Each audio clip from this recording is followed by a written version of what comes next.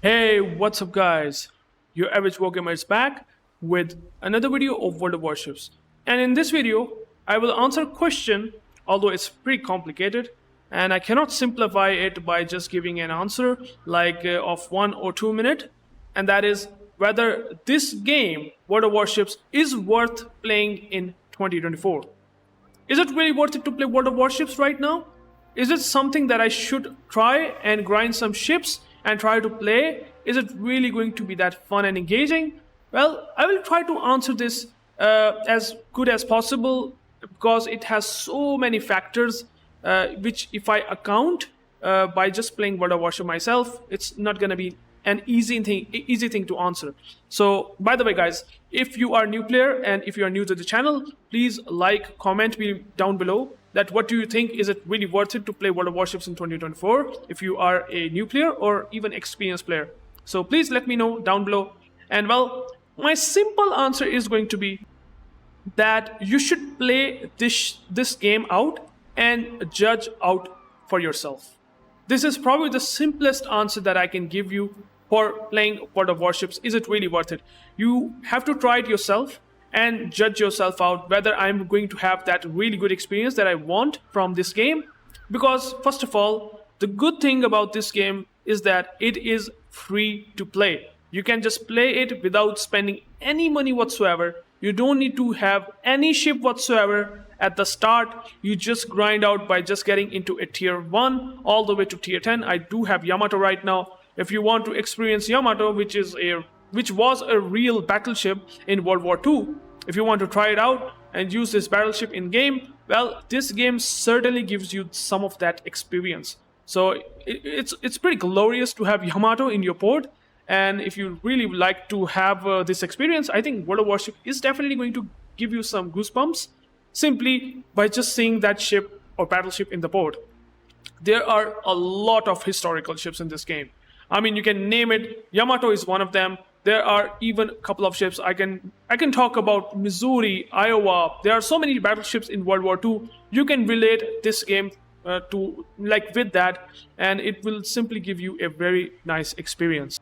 Now, one thing that I can definitely say about this game is, well, if you might have talked about or at least heard about World of Tanks, which is another free-to-play game for wargaming. There is a War Thunder game, which kind of gives you a sort of similar experience like World of Warships. They also do have warships in their game as well.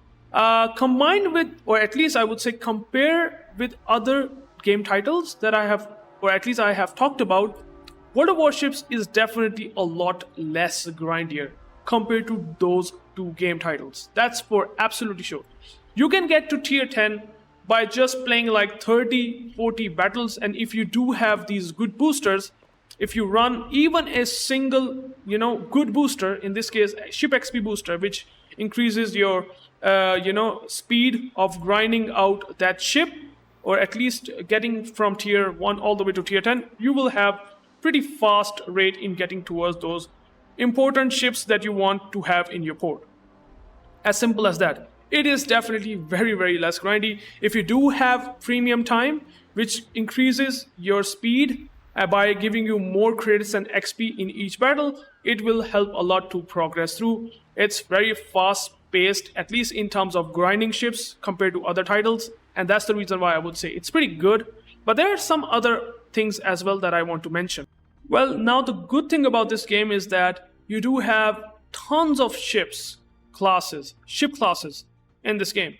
We're talking about battleships. If you want to grind and play battleships in this World of Warships game, it is going to be pretty interesting, that's for sure. You do also have cruisers. Some of them are called heavy cruisers. As you can see here, this is a light cruiser line, this is a heavy cruiser line. They have different characteristics and different sort of firepower and different situations where they shine and sometimes they suffer. I mean, there are some strengths and weaknesses that cruisers does have. You do also have a sneaky line that has like better concealment or better detection, and that is destroyers. Destroyers are pretty good in terms of winning you the games. It's pretty good as well, and they also have really good gunpowder, and you also have access to torpedoes that you can land on battleships. So destroyer is pretty interesting class to play. Then you do also have pretty interestingly, submarines.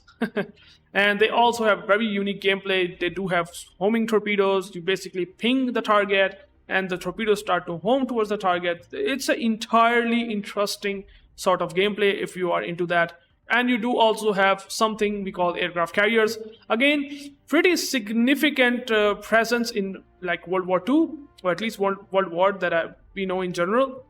And even in World of Warships, it does have really powerful impact in the game. You can go and drop your payloads and can deliver powerful strikes. So this is something that basically makes this game very interesting. You do have a lot of resources, and each resource gives you some ships. One or two, you do have access to 3 premium ships in this game. You can grind out premium ships if you want to. You do have access to resources.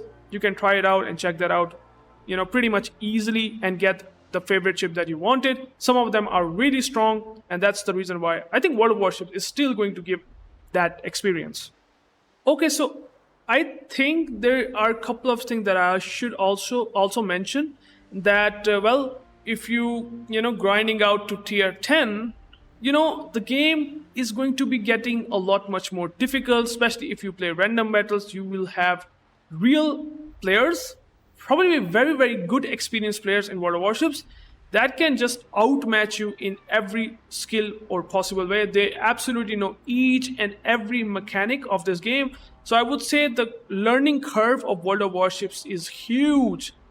And even as a player, like me playing World of Warships like 6 years plus, still, always get shocked to know a unique or new mechanic coming in World of Warships. Or I probably might not know about that, even though I have played that game for several years.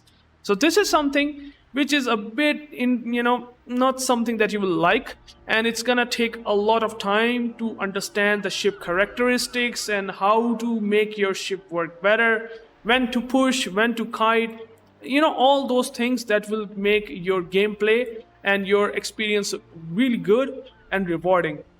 So this is something I would say it's not gonna be easy.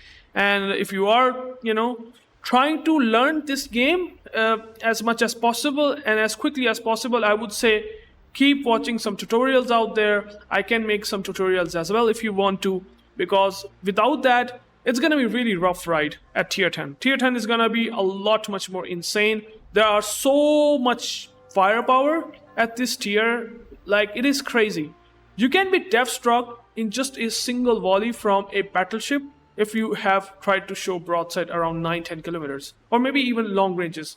I mean, you just go and try it out yourself and you will realize how quickly it will become difficult and sometimes even tough to make your ship work. But overall, it is still a very fun experience once you started to understand the gameplay and once you understand how those ships going to work. You can see here there are a variety of ships classes. There are destroyers, cruisers, battleships, aircraft carriers, and even submarines.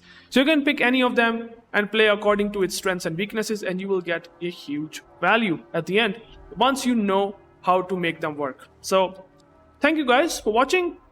This is a bit of a details, or maybe you might be thinking that where's the gameplay. I just want to give you some idea and want to discuss whether this game is really worth it or not. And I think there are some things that I have explained pretty, above averagely. I hope that I did that pretty nicely out there.